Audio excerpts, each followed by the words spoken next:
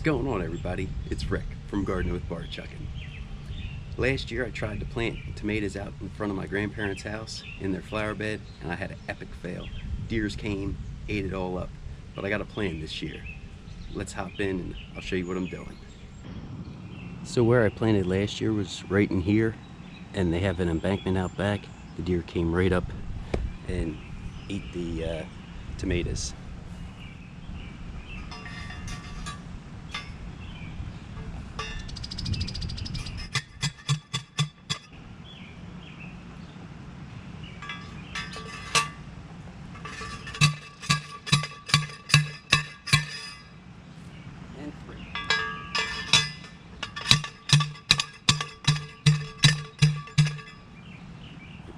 So next I want to clear back some of this mulch.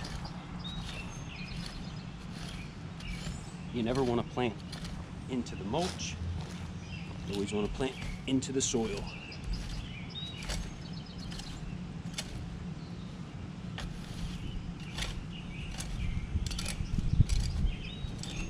So I'm planting them 3 different type of varieties. The Ponderosa, Handsome, a Rutgers, and that one's going over that way. I'm just going to show you everything on this one. I'll give you a picture of everything when it's all said and done.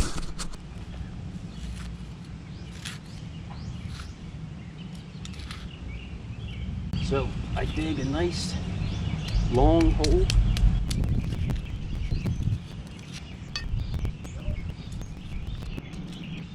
And then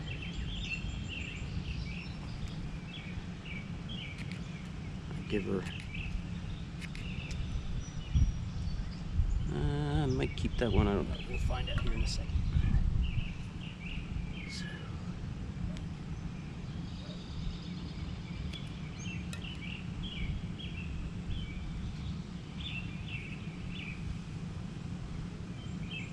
And then I just bury it back. The reason why you plant them nice and deep is, see how there's roots starting to actually form, and these little bumps go all the way up. So this will shoot roots out over the whole length of the stem. And then we'll get it going up.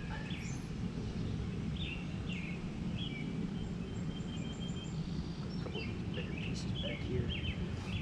And as the sun, my grandfather's sun, this is south facing, so the sun starts up over here and then comes over this way, so it'll straighten right back up. This is like probably one of the best spots that you can grow tomatoes.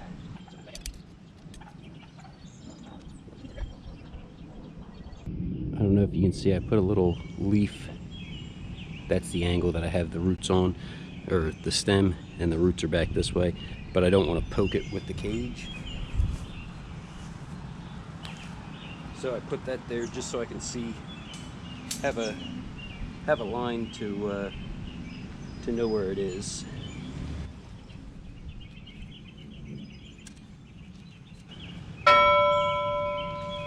Holy crap, there was a deer that just went running by.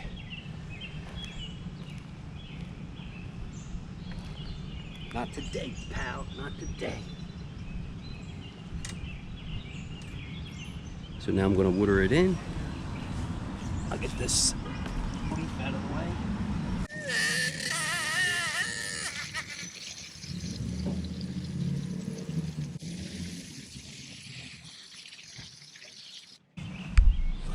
So you want to water in so the soil gets all around the stem and the roots, and everything starts to get back to normal. All I have to do is backfill with the mulch.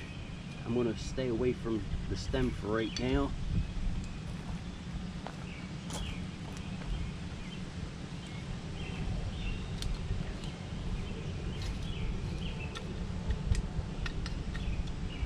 The mulch is going to be good.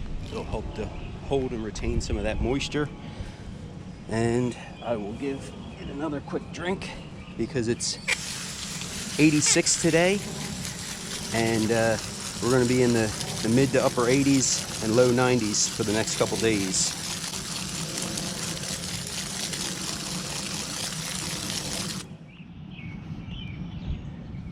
Okay, so the home stretch.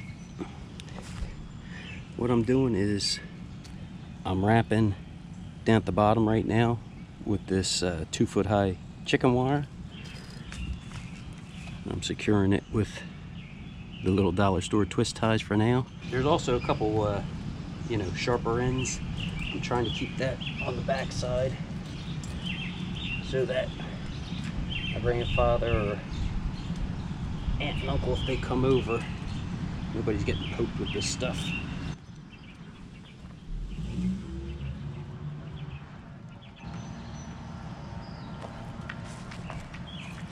So next, the other little tip that I got for you is I leave it all still on the roll until I get it secured with these little ties.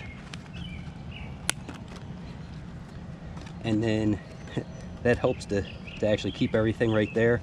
If you go for cutting it all, then you're going to have to, unless you have a helper, it's going to be a lot more work because you couldn't just leave it, with nobody holding it.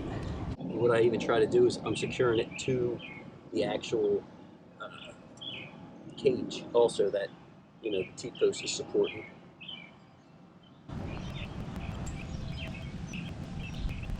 This one's going around the cage.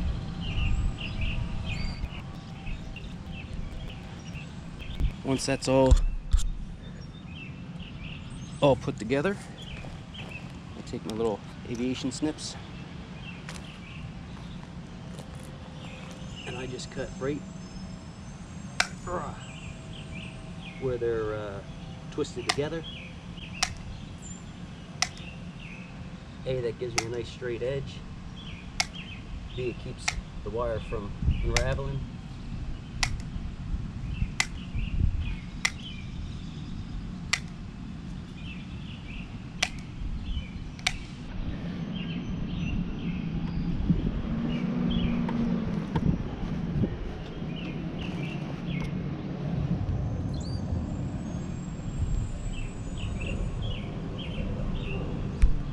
Okay, tomatoes are in the ground. Hopefully I can keep the deer away from the tomatoes to allow them to grow.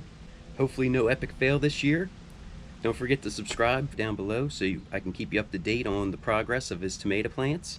And so you can hopefully see us have a nice tomato harvest here.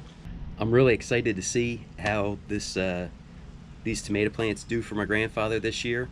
I may even add a little bit more of the cage as they grow so they can't just kind of reach their heads in and snip off the top. Well, thank you all for watching. Have a great day.